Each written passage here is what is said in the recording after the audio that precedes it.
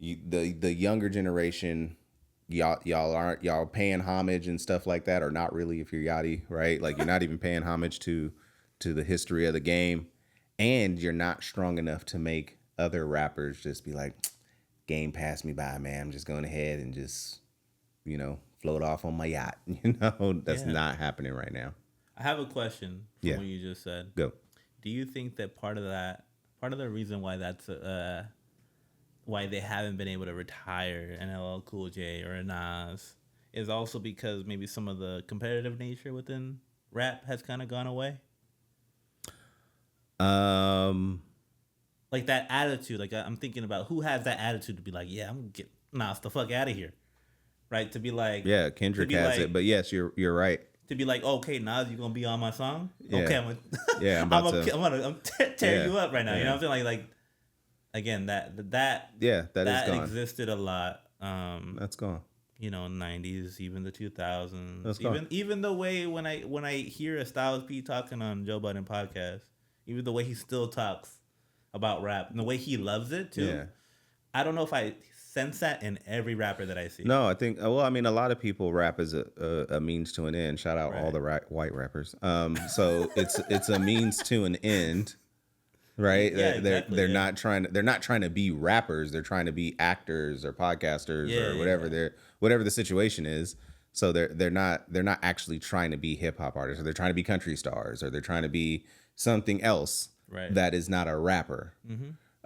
And so, you don't have that competitive nature because they're trying to go get reality TV shows. This is male or female, right? Like they're not trying to actually be like, hey, I'm trying to be, hip hop is what I do. I'm an MC at heart. This is me. Right. I'm going to do this. Like, so Vince Staples did his show and then still gave us one of the best albums we've heard this year. Right. So, and he may stop doing music. Right. Kendrick might do one more album and then never do an album again. Yeah. Right. Like we don't know. Drake should never do an album again, right? Mm-hmm. J. Cole might give us whatever this album is called, and he might not never do another album again. Yeah. But what we don't have is we have a lot of messy beef. Yeah. Like I know Meg just came out and was like, I don't know why me and fucking Nicki are beefing, which is dumb. Like we're just dumb. Okay, well then stop talking about her then. I don't have no beef with her. Okay, fine. Then cool.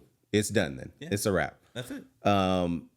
So to your point, no, I think the beef is messy. Right. But I think there's like a reality TV situation happening. There's no competitiveness to get on a Meg the Stallion track and be like, I'm about to out rep Meg. Meg, hear your verse and be like, oh shit, let me go back and redo my shit because I was not expecting you to come. Yeah. And then we listen to that song. But that being said, Doechii just put everybody on notice. Oh yeah. If you bring her on your track, you better be prepared to rap because she's going to shut your shit down. Yeah. Big Sean learned. Shout out Control. Big Sean learned. Yeah. Don't let niggas all over your track if you're not prepared to rap like them. Yeah. Right? Yeah. Started the fucking rap beef Cold War, right? Well, even in that, like, I can think back to even the way I think back to when I see two names on a song and how I look at it now compared to even back then, right, when Control came out. But even a couple years later, when Big Sean and Kendrick were on the same song again, they did it for a DJ Khaled song, but it was for Holy Key. Mm. And on that one, I could hear like they was going at it, and I actually felt like a much more comparable kind of like you guys went at it. And honestly, it comes down to preference. Right. That's the one time I feel like, oh yeah, like Big Sean, you did because you remember Control. Or I don't know what happened. I don't even think they knew they were gonna be on the same song, but that. And I just remember feeling like, oh yeah, like that felt. I could feel that, and I don't know if I would feel that today. That wouldn't even occur today. I think that also. So there's a track that is called "Niggas Done Started Something." Yeah. Okay. Yeah. You know that track. Very familiar. Okay. I think the other thing that's a problem is people don't have styles no more. Their own styles no more. Right. So on that track, when DMX came on that track, it changed. It changed. It was like, God damn, X is on the track. Yeah. You changed. When you were listening to it, you changed when X got on the track versus who was rapping on the track before. Right. Right? So we don't have that because if Cash Cobain and Don Toliver are on songs, who's who? That's true. No, and you'll have that a lot. To be like, oh, I didn't even realize. I didn't even realize it was. Yeah.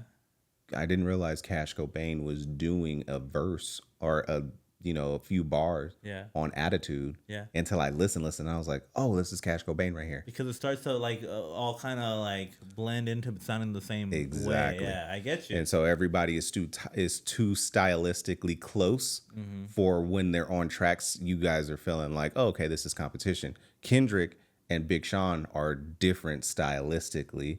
Cole and Drake are different stylistically, which is why when Like That comes out, Future did what he did, and then you get Kendrick who did what he did. I maintain that verse is one of the hardest verses through the whole beef. But those were two contrasting styles. Right. So, and then what Metro did on the beat, you're like, this is fucking fire. Yeah. Right? Like, so if you're feeling Future as you're bobbing your head, and then Kendrick gets on there and you like, oh shit, like he is fucking going in right now. It changed the track, yeah. It changed the track. And so we don't get that. So to answer your overall question, there is no competition anymore because everybody's too stylistically close. If you were females, it was all pussy rap, so whatever. Like, right? Yeah. Until recently for me anyway, where I'm like, oh, okay, actually they are barring up. Right. Right? Like, so it's right. Okay, this is refreshing. There are actual bars, and Mega's doing her Houston style. Lotto's doing her Atlanta style. I'm enjoying this. Right. Right? Glorilla's doing her Tennessee style. Yep. Okay. I can hear your differences now. So when you come on tracks together, now this feels like we're rapping.